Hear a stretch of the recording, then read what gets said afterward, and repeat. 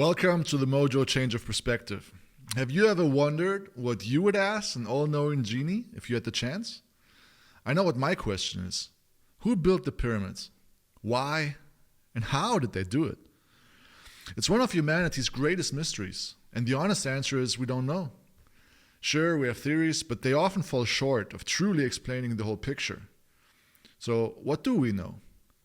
It wasn't just the ancient Egyptians who built massive, monolithic structures thousands of years ago. Around the world, there are structures built with a precision that is hard to imagine even today. And this very fact forces us to question whether our understanding of history, and especially of ourselves, is really accurate. Because imagine if there were really a highly advanced civilization before our time, a culture that knew far more than we ever dared to dream. A culture whose knowledge was lost before we even realized it existed. That would change everything, wouldn't it? Our view of progress, of technology, of our supposed superiority, all of it would be called into question. And that's exactly the perspective we want to explore today. The classic mainstream view says the pyramids were built around 4,500 years ago by the ancient Egyptians. Millions of stone blocks, some weighing up to 80 tons, were cut just using copper tools and transported over hundreds of kilometers and stacked with dizzying precision. According to the theory, all it took was tens of thousands of workers, countless rams, and about 20 years. It sounds impressive, but here's the problem. If you do the math, a stone would have to be placed every 2 minutes, day and night, without pause. How did they manage that? Many ancient structures show obvious signs of the kind of tool marks you would expect if stone were shaped using hand tools. Instead, the surfaces often appear as if they were cast or polished. Moreover, there is a lack of archaeological evidence for rams or other transport mechanisms. Take the Colossus of Ramses II, for example, weighing 1,000 tons and transported over 200 kilometers from Aswan to Luxor. That's a weight and a distance that even our most advanced technology struggles with today. The stones of the pyramids fit so precisely together that not even a piece of paper can slide between them. Across the globe, many ancient structures feature so-called scooped nubs, strange protrusions on the stones that look as if someone had scooped them out. And then there's the matter of granite. The traditional theory claims that copper tools were sufficient to work granite, which has a hardness of 6 to 7 on the Mohs scale, but copper only has a hardness of 3. And every experiment attempting to prove that granite can be shaped with copper tools has failed. Granite is simply harder than copper. Researchers discovered this when they tried to replicate the Sphinx nose using the supposedly employed tools. The result? They couldn't even make a dent and eventually gave up after weeks of futile attempts, resorting to modern tools like diamond saws. So what if the pyramids weren't carved at all? What if they were cast? Sounds crazy, right? But think about it. If the stones were made from some kind of geopolymer concrete, many things would make sense. The precision, the massive dimensions, those strange scooped marks that could be remnants of molds. The idea may sound absurd, but could it actually be simpler, more obvious, and more logical than anything we've sought so far? There's a lot of evidence for this theory, but one critical piece of the puzzle has always been missing. Until now, there hasn't been any explanation for how the Egyptians, using their Stone Age tools, could manufacture, cast, and process limestone and even granite as geopolymer materials. Today we have a guest who has delved into the so-called geopolymer theory of pyramid construction, and he has successfully demonstrated how to create limestone and granite blocks with Stone Age tools, casting them into precise shapes. Please welcome Marcell Foti. Tell us about it. Could it really be that the pyramids were cast? And if so, how could it have worked? Well, what I can say to you is that this pyramid here on my desk is certainly cast because I created artificial limestone. Not because it's impossible, but because it's certainly possible. But this one is not my achievement. this one, because there are several kinds of stones you can cast: granite, basalt, and limestone is just one of them. And to tell the truth, the first artificial limestone was cast almost more than 20 years ago by a French man called Joseph Davidovitz. And he created the several ton block, and it's still there after 20 years. And it's still not in the mainstream that he was able to create such a granite limestone block that we have 2.5 million in a pyramid. So there is the proof there somewhere in French. I don't know where is it exactly. You can go there, you can visit it, you can touch it, and it's still not known widely. That's crazy. Is that limestone? Is that indistinguishable from like more or less natural limestone? Yes, because what the Egyptians invented is only a glue. This is pure glue here. But if you use a limestone glue and you fill it up with original limestone, you will have only even the fossils there will be in the stone, because you just gluing together a bigger limestone block from original limestone rubble. So yeah, and if you are not checking the binder, you will not find it. You have to be extra careful to find it, that it's a conglomerate somehow. And what types of stone are we talking about? Is it only limestone, or what types of stone were these ancient pyramids and all the other buildings? What were it made of? Mm-hmm. The pyramids mostly were created from limestone, but inside the pyramids there are sarcophagus and other objects, and those were created from granite, for example. And those can be created artificially as well.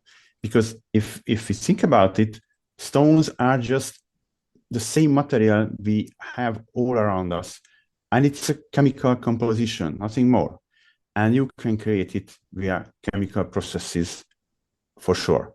Okay, I know that granite, as it forms in the earth inside, it will have immense pressure and heat and whatever. So the artificial version is not the same, but if you are not careful, you will not tell the difference, because it's from the same elements, but in a different form, and it looks like granite. Same as with your kitchen countertop. If you go to the kitchen and you happen to have a granite countertop, it's fake granite. But if you are not careful, you cannot tell the difference. So that's the same principle here, that they didn't create granite or limestone. They created fake limestone. Forget to bring fake granite to show you. It's not here. Or just to say something about from the other part of the globe, fake stones for Moai and Peru. This is a Peruvian style stone in my hand, and it's quite hard. Okay, how can I show it to you? Knocking it on the limestone. Yeah, there is the mic. So, and the whole story starts with the glue. So if you don't have this glue, you cannot create these agglomerates. And that's what I wanted to create. I mean, do you know what is the unfinished obelisk in Egypt? No, tell me about it. Tell me about it. Okay, the unfinished obelisk is really a huge obelisk. It's 1,000 tons or something, and it's still in the quarry. It's there. It's carved. I mean, it's not carved. But oh, okay. Is that the one with where they have this cutting like residues, where it looks like it has been cut, where they try to get it out of the ground, but it's still yeah, but not cuts, but these depressions like this. Yeah. Okay. Yeah, if I saw the pictures, yes. Yeah, the small depression. We will put the pictures in the video here. Yeah. Yeah. So I started to investigate this, and there is this notion that granite is indestructible. You cannot do anything with granite. No acids, no alkali will make harm into granite, which is, by the way, not true. But okay, skip it. So I started to think about how to create these depressions chemically, and then I'll find a way. And if I share the screen now, there is this thinking in Peru that ancestors could soften stone to make it soft. And I think I found the way to make it soft because I did it. Is there mythological evidence, some types of stories that have been? Yeah, they have these anecdotes. I don't know if this methodological method. What did you say? Okay, I cannot repeat it, but okay. So they are just repeating this fairy tale that their ancestors were able to soften stone. And as you can see in this spot, it's in my garage and it's on a electric stove, so the heat is not too high. This is red granite, and so this is real granite. Yeah, The this super used to be. hard stone granite that used to be. Yeah. I talked to a guy who was very knowledgeable in geology beforehand, and he said, well, granite, he said it's a plutonic material, really slow cooling off of magmatic matter, and this is really, really hard. We cannot soften it. So, but you did it. What happened there? Okay, so granite is 75% or more quartz.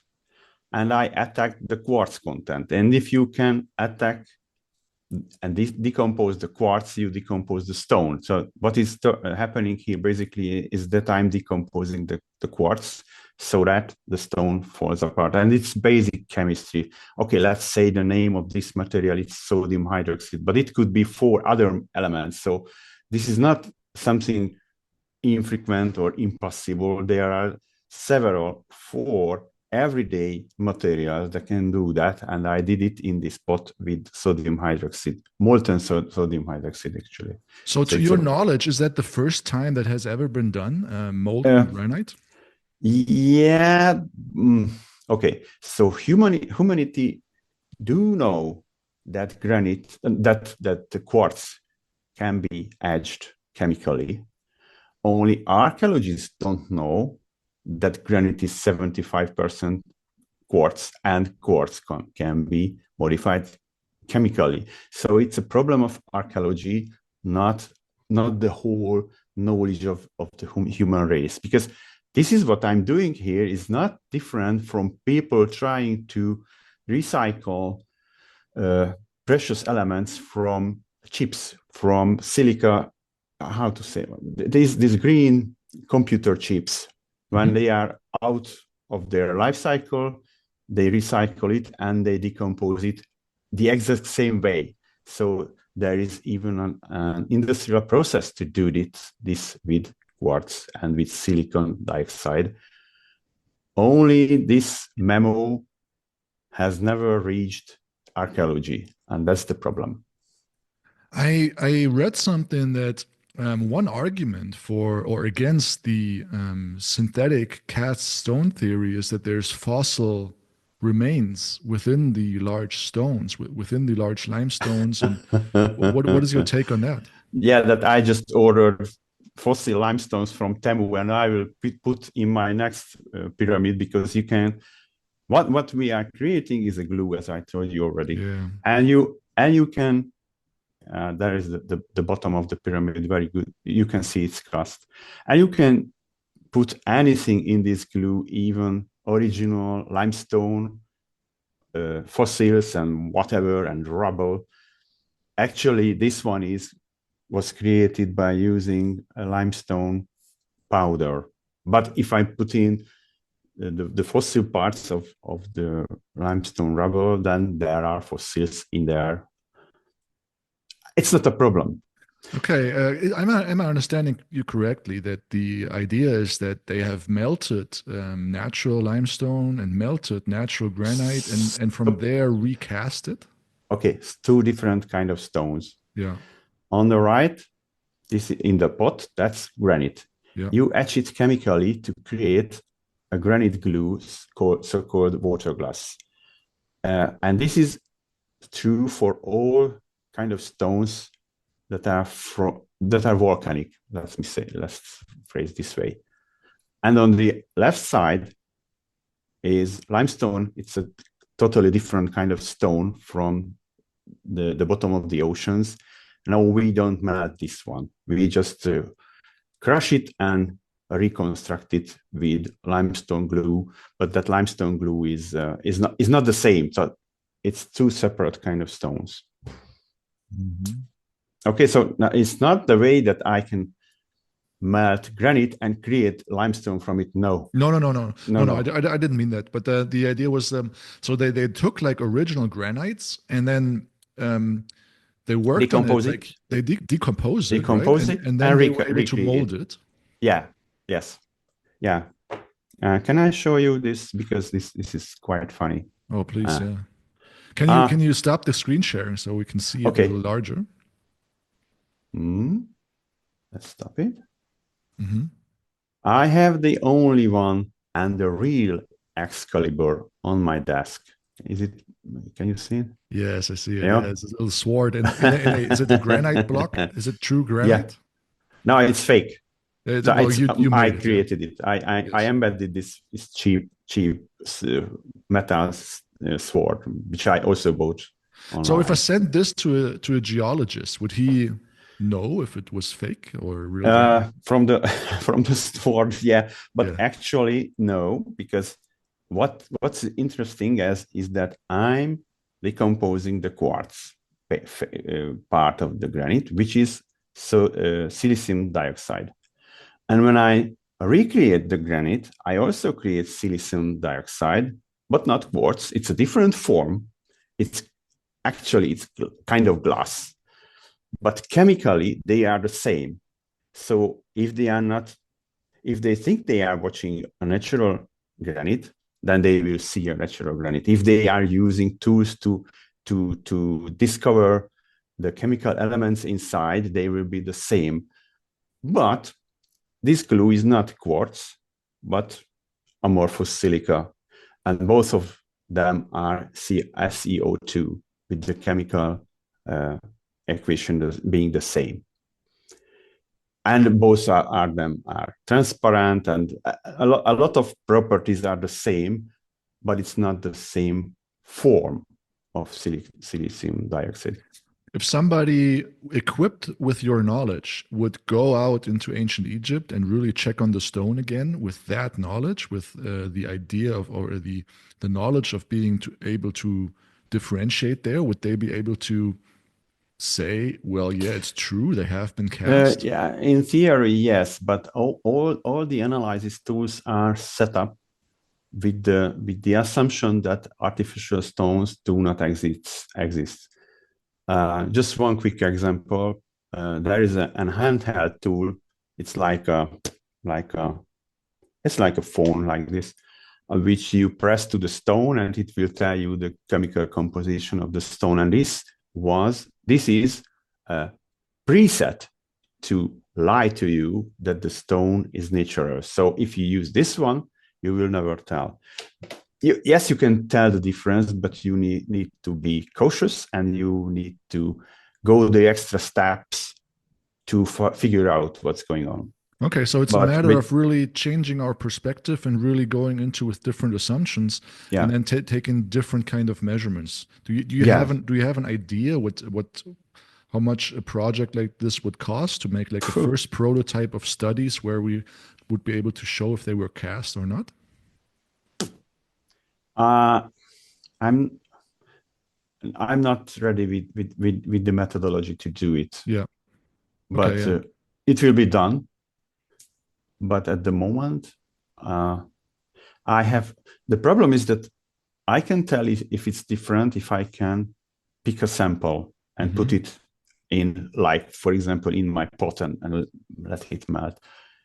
But it's destructive. So you cannot do it with statues, with a lot of the artifact you have, you just cannot make harm to it. So you cannot. You can check it visually or with your lying tool, but that's it. You cannot analyze it thoroughly. Right. So as far as I understand, your focus on your work wasn't to do that scientific discovery that way, but what you did is you went very practically about it. You were one of the first people, or even the first guy ever, to in our new age to use Stone Age tools to create artificial granite and artificial limestone. Can you guide us through what you really did there? Yeah, again, two sides, left and right. Yeah. So for the granite, if you etch it with natron or sodium hydroxide, but it's not as common in ancient Egypt, but natron as a salt is common. They use natron for mummification, so they actually, it's sure that they know what it is. And they had a lot of them. So if you use natron to etch granite into particles, then you will have the glue, so-called water glass, and you will have the granite grains. And these two can be used to recompose the stone. As I told you, it's not even complicated. This is the right side. The left side, the limestone is a bit complicated, but surprisingly, you start with the same material, natron. Natron is it's a detergent. Housewives use it for washing clothes. It's in the supermarket, and you can buy this bio detergent, which is actually natron, sodium carbonate. Yes, yes, yes. Yeah, and with that, what you can do is you can mix it with slaked lime. It's burned limestone to create again sodium hydroxide. So left or right, you will end up with sodium hydroxide in one of the steps. But this on this side, on the limestone side, the sodium hydroxide is actually the glue. That's it. So I created this by using sodium hydroxide solution and just pour limestone dust and rubble in it and mixed it, and it hardened, and it's limestone. Looks like limestone. It's okay. It's limestone, but you will not find the fossils in this one. But I only use this one as a glue, and we are back to the original point that you can embed fossil imprinted stones in this glue. Why not? It's fascinating. What is your next step on this? Do you have any ideas of big questions to solve or any next projects? Yeah, absolutely. For example, people are always asking me, okay, you can do it in this size. Can you do it in a size of the Great Pyramid? Well, actually, in theory, okay, no. but I would like to. Sorry, I'd like to do this spring is to create some monuments from these materials. For example, I'd like to create a menhir, because if we are talking about stones, there are more than 50,000 menhirs. You know what's on the back of obelisk? The guy, Asterix and Obelix, and he is lifting that stone. So 20,000 menhirs scattered all over Europe. And most of them has no quarry, because if they try to analyze from which quarry was it originated from, they will end up with nothing, because the chemical composition do not match, because ancient people mixed anything into the stone, because why not? For example, they mixed wood ash like this one. That's why it's so brown or dark gray, because there is wood ash in that. And if you put wood ash in that, you will modify the chemical composition that this stone cannot be found anywhere. So that's why. So I think all these menhirs are from artificial stone. They are cast, the first version of stone casting, for whatever reason.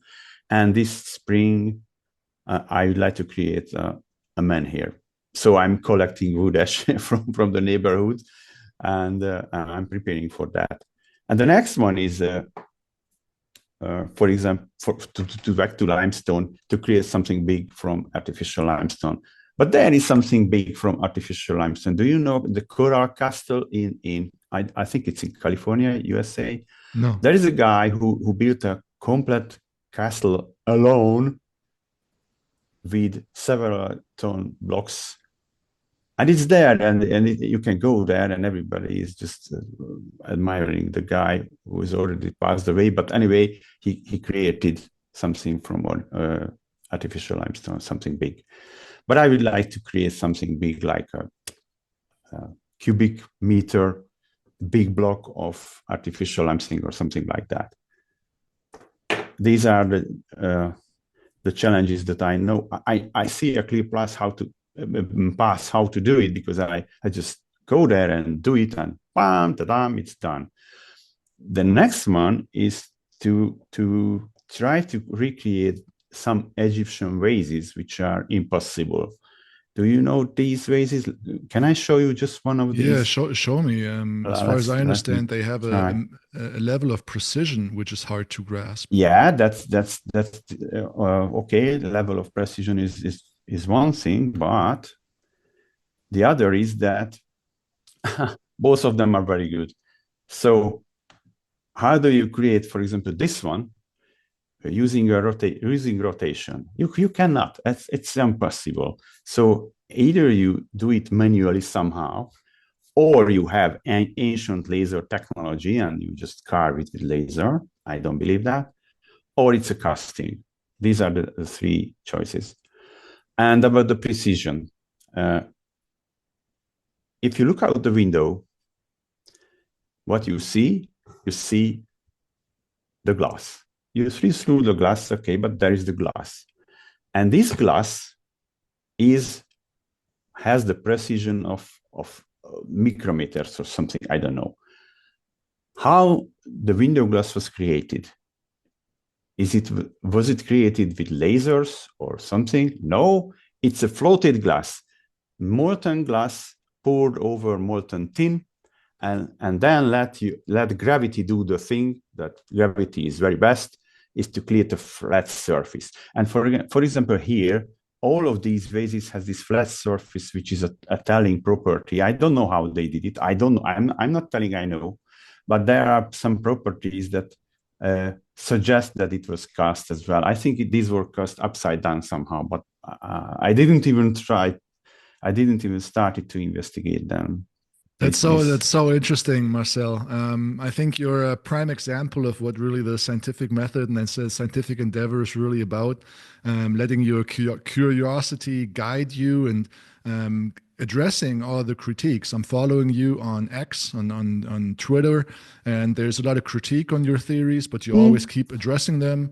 One of the main critiques is, oh, we need bigger blocks. So now you're just creating bigger blocks. So I think it's very fascinating to observe and keep continuing on your story and watching that. For me, it's a prime example of what the scientific method is about and should be about. So awesome. We're going to put the links to your Twitter, and we're going to put the links to your natron theory in the show notes down there. And thank you for this fascinating conversation, Marcel. Thank you very much. Thank you for having me. Thanks.